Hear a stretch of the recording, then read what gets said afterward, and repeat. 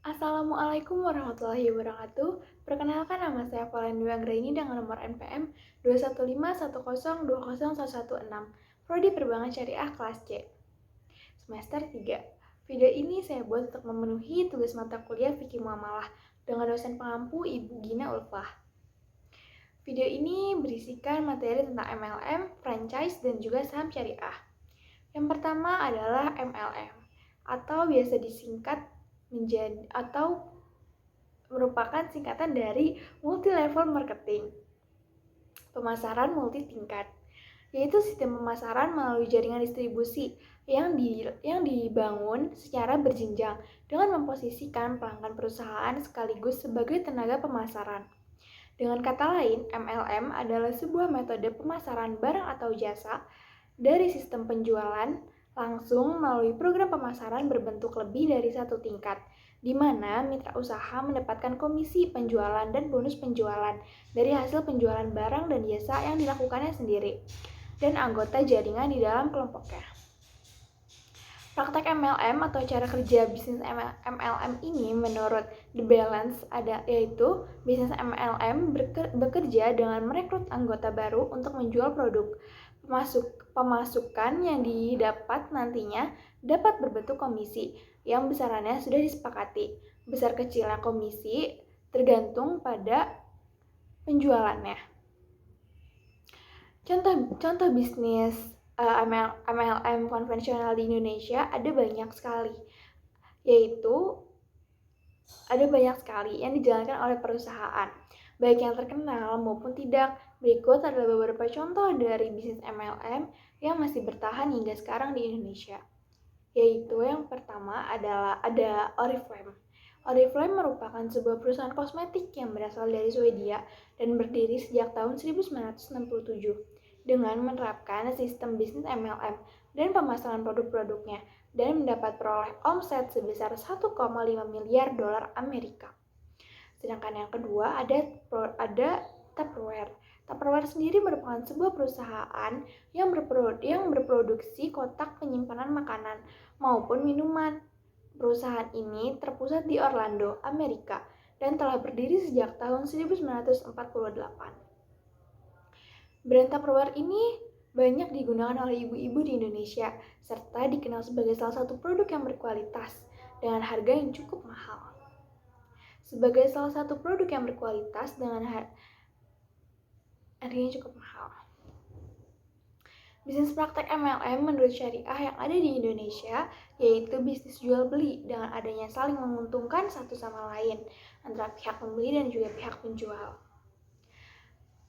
Menurut DIS MUI terkait PLBS perusahaan MLM dengan sertifikasi halal yang ada di Indonesia yaitu yang pertama ada PT Herba Penawar Al-Wahidah Indonesia, yang kedua ada PT Singa Langit Jaya TIENI, yang ketiga ada PT Nusantara Sukses Selalu, yang keempat ada PT Kakling Nusantara, dan yang kelima ada PT UFO BKB Syariah.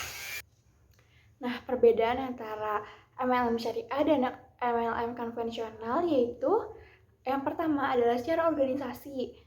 Kenapa secara organisasi? Karena perusahaan MLM syariah memiliki DPS, yaitu Dewan Pengawas Syariah, yang bertugas mengawasi kegiatan bisnis dalam perusahaan tersebut dan memberikan pembinaan agar semua kegiatan dalam perusahaan tidak bertentangan dengan ajaran Islam.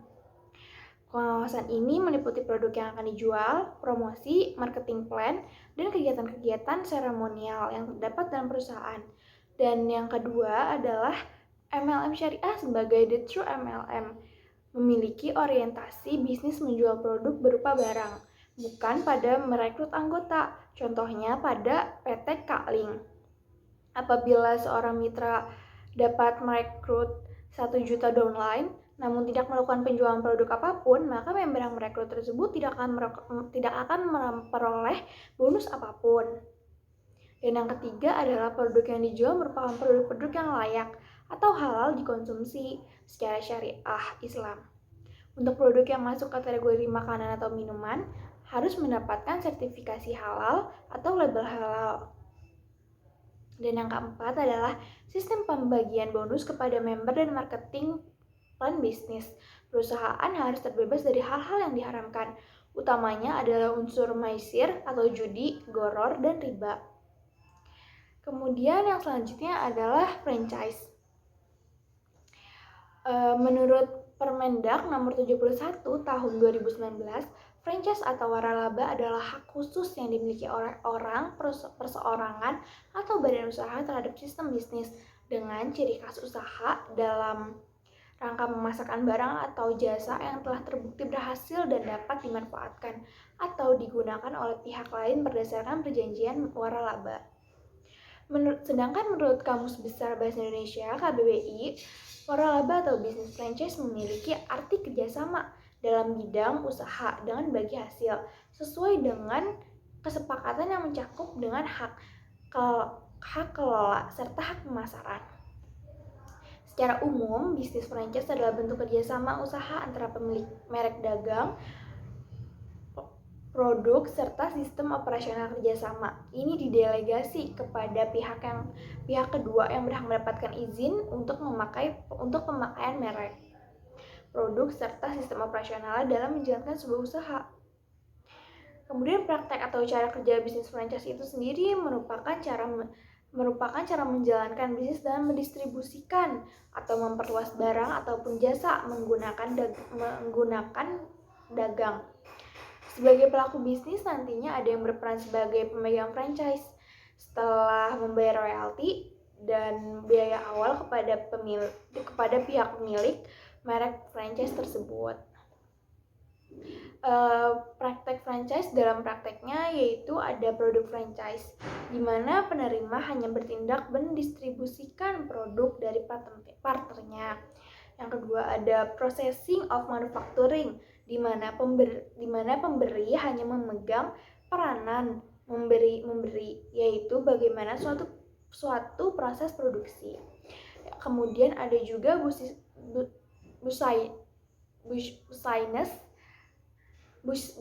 business format atau sistem franchise, di mana pemberi sudah memiliki cara yang unik dalam menyajikan produk dalam satu paket.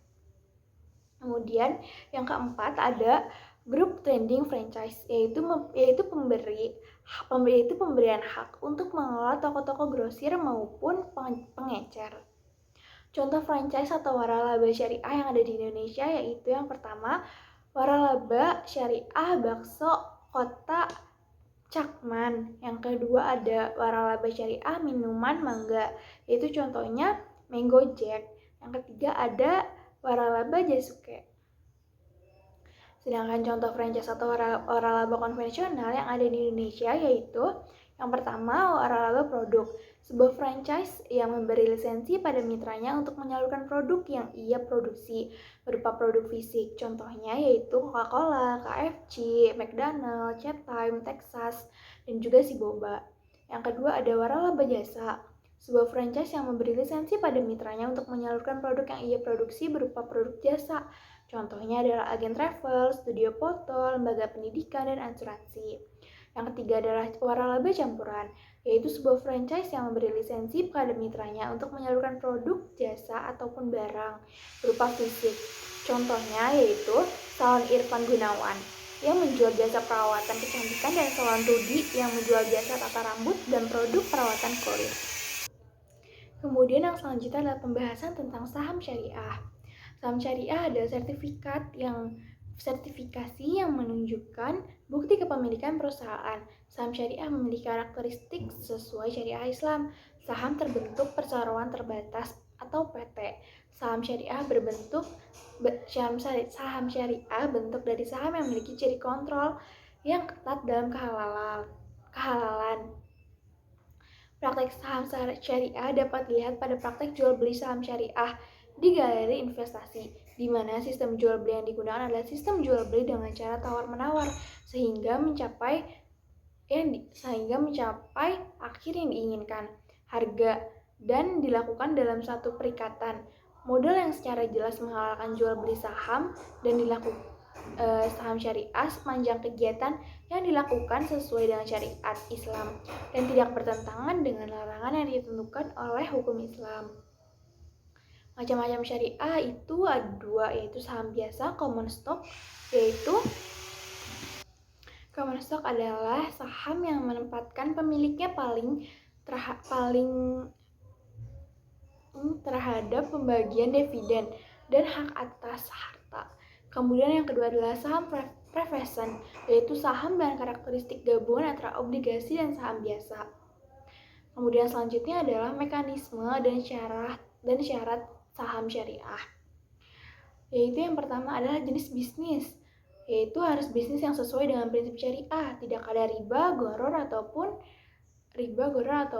maisir. Kemudian yang kedua adalah pada proses transaksi harus menghindari riba. Dan yang ketiga adalah aset dalam saham syariah dan konvensional. Contoh saham syariah itu sendiri di Indonesia ada PT XL Aksita Tbk, dan kemudian ada juga PT Bank Syariah Indonesia. Kedua PT ini terdaftar di BEI, Bursa Efek Indonesia. Nah, sedangkan pengertian dari saham konvensional itu adalah seluruh saham yang tercatat di Bursa Efek dengan mengabaikan halal dan haram yang pada umumnya diinvestasikan oleh masyarakat. Praktek saham syariah pada saham konvensional yaitu pembagian menguntungkan perangkat suku bunga perusahaan, juga memiliki posisi yang lebih dominan, khususnya dalam menentukan ketentuan dalam transaksi, dan dalam prakteknya juga tidak memiliki batasan terkait rasio hutang terhadap aset perusahaan. Contoh saham konvensional yang ada di Indonesia yaitu ada PT Bank Sentral Asia Tbk yang bergerak pada bidang keuangan, dan yang kedua ada juga PT Gudang Garam Tbk yang memperjualbelikan rokok. Kemudian selanjutnya adalah produk-produk syariah. Produk-produk syariah yang pertama yaitu ada tabungan syariah. Tabungan syariah sendiri untuk menyimpan dana dan dikelola oleh bank dengan sistem bagi hasil. Yang kedua ada deposito syariah. Deposito syariah merupakan produk jaminan berjangka yang dikelola oleh bank syariah dalam prinsip mudharabah. Kemudian yang ketiga adalah gadai syariah. Gadai syariah adalah pinjaman tunai dari bank syariah kepada nasabah dengan akad rahan atau ijarah. Kemudian yang empat ada pinjaman syariah. Pinjaman syariah adalah pinjaman dari bank dan wajib melunasi dalam bentuk pembayaran langsung atau cicilan. Kemudian yang kelima adalah giro syariah. Giro syariah adalah simpanan di bank yang dananya bisa ditarik menggunakan cek atau biljet giro selain kartu ATM. Dan yang terakhir adalah syariah card. Syariah card adalah kartu yang berfungsi sebagai kredit card yang hubungan hukum berdasarkan sistem yang ada antara pihak berdasarkan prinsip syariah. Mungkin itu saja materi yang dapat saya sampaikan. Apabila ada salah-salah kata atau kurang-kurang materi yang saya berikan, saya mohon maaf. Kurang lebihnya itu saja. Terima kasih dan wassalamualaikum warahmatullahi wabarakatuh.